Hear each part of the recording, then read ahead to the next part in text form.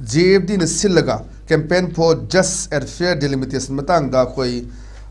census delimitation matang da political parties wan khanakhre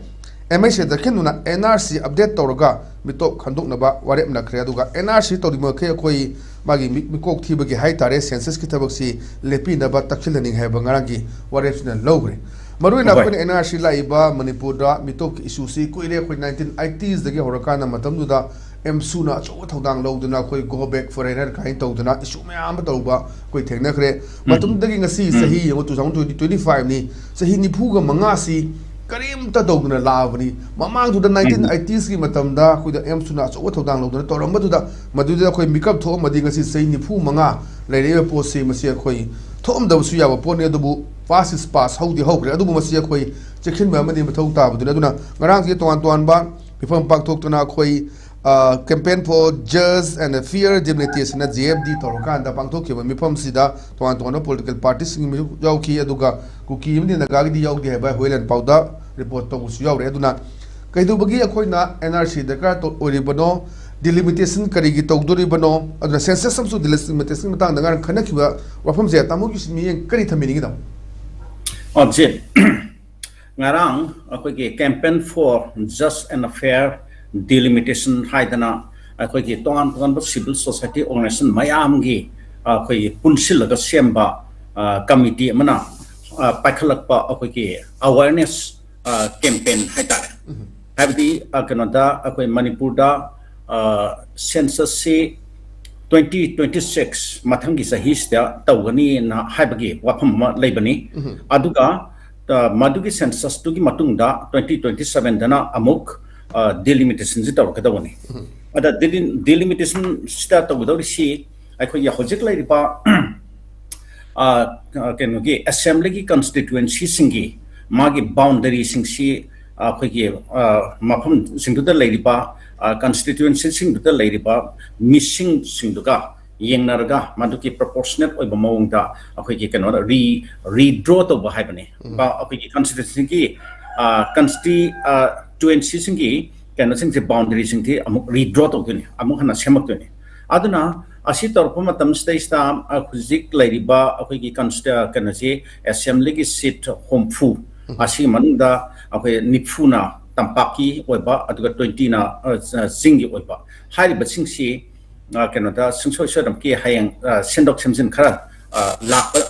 suna ne hadi thajabini aduna delimitation ju tar pumatamda akoi lairiba tampaki sit nifusi masi kunthani thoida hanthar pa yabagi thajabado yam wangna lei adu hojik lairiba wafam di samaitona akoi ki just and fair delimitation sigi matang state sangsilak campaign sina mathang sahida pangthokani na hairiba akoi census se masi hojik lairiba Manipur ki situation akhoi kanoda lairiba akhoi 2023 gi me ohum dagi haurakhiba adumba kanosina violence na maram oiraga hojiksi phibam yamna phatri matang sadri aduga karhani akhoi gi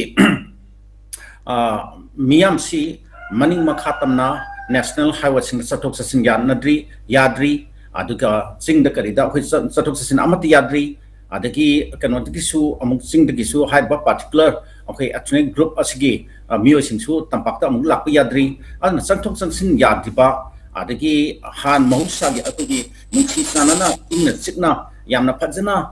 leminaramba hinminaramba adumugi phibamdo hojik leitri adna sigi marak sidaista akogi census to basi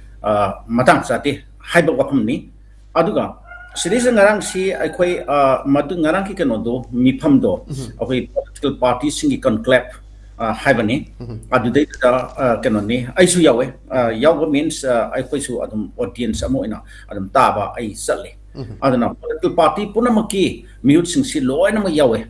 adu da ngasai yaw tab da hojiki kanodo NPF ka aduga kanogi ngasai cookie alliance kari haibano adu Cookie Alliance adu makhoi gi mihut khatan yawdaba atai de loin yawre BJP yawe Congress yawe atai CPI CPM JDU adagi kano de kariba actuale party do kari RPI yes RPI kari ka loin yawe aduga akhoi gi regional party sing chu loin yawe MPP yawe adagi nauna linkhalapa regional party khara chu atmu yawe adna ayam na phongdong na ku wafam sing si akhoi gi hojik 2026 da pangthok kani haina propose tawriba akhoi gi kano se census se masin pangthor pata rabdi maduda thorpa yaba amangba mayam do adugi matang da khana nei nei expert ngatani loina mang phajana homework tawnar ka loina lap ngatani yam phajana puthok nei adam makhoi gi concern sing do adam kai hani adu miyam da phajana akhoi thammi habitare adna hojik si phibum si sukta sa dibani aduga sigi akhoi gi just and fair delimitation JFD masigi group sina makhoi na su adu makhoi keynote address tu to makhoi na adum hai hojik hayeng census to torpa matam da census tu gi official sing enumerator sing hai tare ne makhoi sina yum da chatna akhoi Meekok masing thira pa matam da kanada kamai to na tampak tu gi adagi sing da sat pa yadaba sang ba yadaba yamna adum mafum yamna risky mafum mayam lady mafum da matam da hari ba enumerator sing si yamna safely makhoi na sang ba yagani sat pa yagani habi wafum chu hojik guarantee ki sulike aduga kanoda akhoi gi hojik masdei da singna ningai oiba wafum singsi yamna lei haitare hanasu mamang da gisu akhoi ukhre mamang gi kanoda census da akhoi Manipur gi district me amskman da subdivision mapan da akhoi census to matam da act kar hani niyom sum da bi mong da kanagmam na phamaga act panghai da haisal ga to bodaki khigi kano ki population si halitna abnormally kano to ramba henggal amba 150% 160% ka henggal amba adumba subdivision yaw khri tuni aduna madudagi maduna maram oire harga kano to bodu atugi census to sanbi yaroi madugi census ki data madugi kano to akoi kano to result to akona lobung moi haidana matamda ta miyam hodana adagi Manipur lainga asu madugi mathakta akhoi gi si thagtana khotana yam tawkhibadune ba akhoi pon khangna horiba aduna asba sigi mongse hojik atmana haniya likte hojik su adumangai hojik akhoi gi enumerator singsi hayeng karam kano gi community gi music oiduna akhoi maitai community gi di adumba official adu enumerator amata akhoi singda haise particular district kharaduni akhoi Kampupi Surasanpur Sandel aduga harba mahum even Tamenglong ki mahum khara su chappa yaro de film da leiduni aduna makhoi yaudare adudi atop kana karamba community ki official sing oigani haibana singba asiga su akhoi munna khanaba mathok tai aduga maduna kayamuk chumna phajana tawrakadurino yum khudingi changaga tawgadoriba census ta natre harkana nasagi akhoi ki hanagi sanabi ma leiduni village sing dadi village head to gi nataka village ship to gi mayum da phamme haraga ma khatana haiba wafam singdo loina ma enumerator singdo isalaga laktuine aduna mana tamiba village ship tuna nataka village head tuna haiba wafam du kayamuk sumagi habdi man verify tawna na ba yum singdo ta chatna khotna to ki wafam ke chu leitere ba aduna magi khunisle ta mi kya lei yum kya lei adu habna singdo loina haisalaga lakni aduga madugi data to man puraga adumba false aduga exaggerated adugi data do purag lakani adudagi hojikti handaki tawdar census ti makhoi gi digitize to bani na haire digital gi oiba keno so achouba keno amsu mating logidawni aduna makhoi gi keno ja mobile app amam hap haraga madudai khuda enter to dawni na haire adudi aramba information do aramba data do loin bang khuda to enter to sangkhri asunda adum karhani keno adum karhani yamna thina lana sakibtare information singdo aduna simui wafam mayam su leiba je aduna si law and order situation so phima yadribani hoji gi singda law and order sibo command le bge singda harga ne aikona law and ma sing district khodi ma nate na khalasi masagi particular district kharase Kampupi Surasanpur Sandel amasung haibasida hairasine adna sidai da law and order ningsis na sana dribani masdai da law breaker mayam amana apai ki khutta khulai paide harga militant mayam amana kano da makhoi na toning ba to ba adaki makhal kya ki makhoi ki activities mayam sathari mayam do security force na makoina una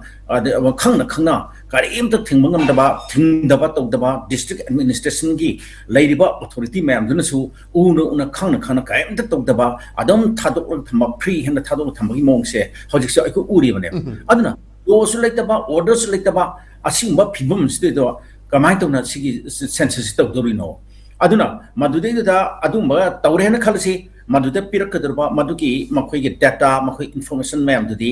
pura sasinaba cooked up toraba adiki fabricated oiraba aduma mayam report mayam oirkadonina aduna haing kairkadok kam thin kairkadono aduna akhoi hojok sumsu ngasi manipur da thoi ba phibum si karigino kamai tawna thorak limno sisu mapanik sangpa illegal immigrant mayam duna ne